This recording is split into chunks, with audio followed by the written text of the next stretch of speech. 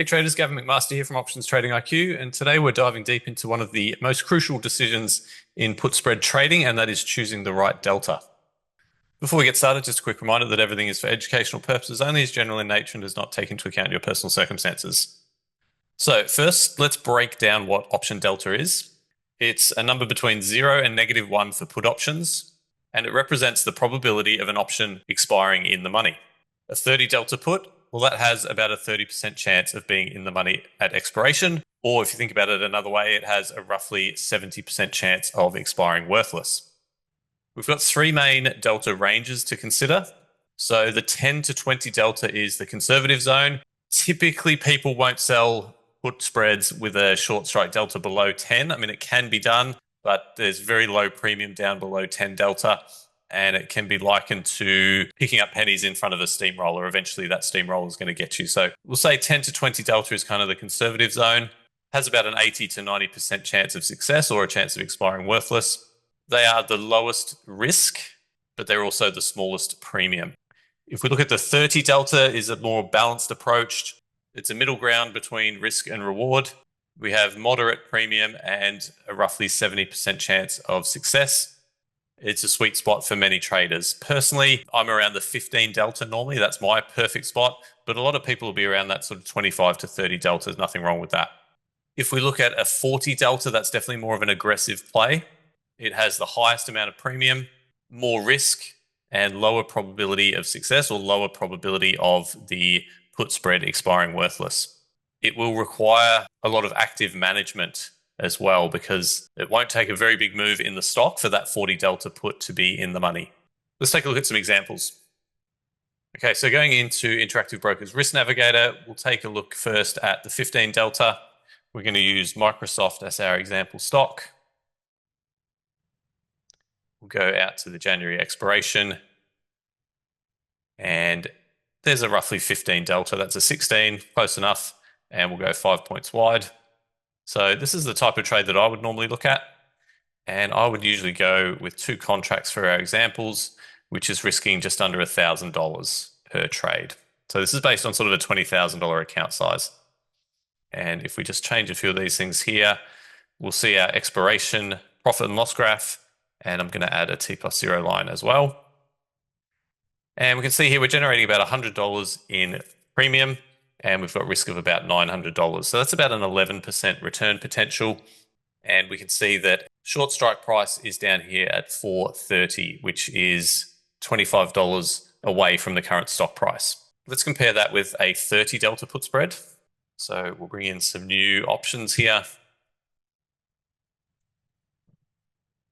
And this time we've got a 32 delta. That's the closest one to 30. So we'll use that one. And we'll go like that, and we'll get rid of these ones. So now you can see we've got a much different trade. Our short strike is at 445. It's very close to the current stock price, but we're getting compensated by that by generating a lot more premium, about $260 in this case. I'm just going to reset that T+0 line because that looks a bit off. And so 260 over about 740 of risk. So that now has a return potential of about 35%. So a much higher return potential, but much, much closer to the stock price. We've got a much higher risk that the stock could go down through the short strike. And let's look at 40 delta, which when I was looking at the option chain a second ago is, interestingly, it's the first strike out of the money. Normally you would see, and even an in the money strike is below a 50 delta, which is interesting. So our 40 delta is right here at 450. And this one is going to have the highest premium. And in this case, we're generating about $340. Let's reset that T+0 again.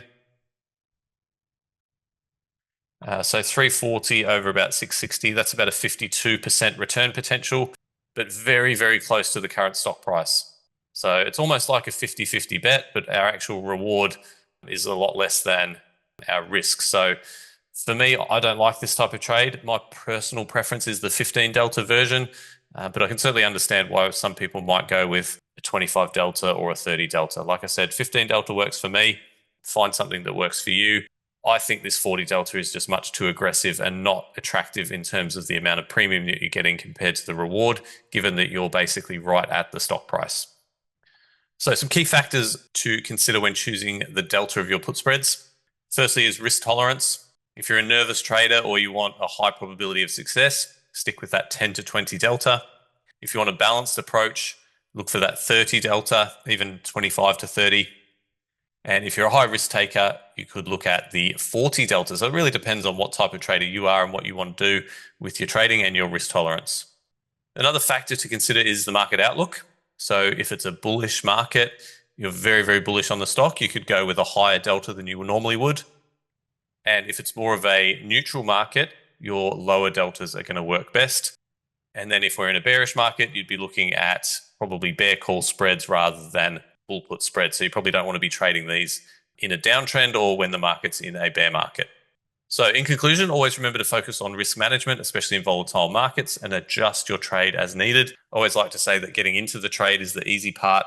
It's what comes next that's hard. So always have a plan for how you're going to manage the trade, where you're going to take your stop loss, where and how are you going to adjust the trade if it moves against you, and where are you going to take your profits. Make sure to check out all the resources in the description below. A lot of freebies there for you that will help you with your options trading. So check them out. Make sure you download any of those freebies that you want to grab. Reach out anytime with questions. I'm always happy to help. I hope you enjoyed the video and have a great day.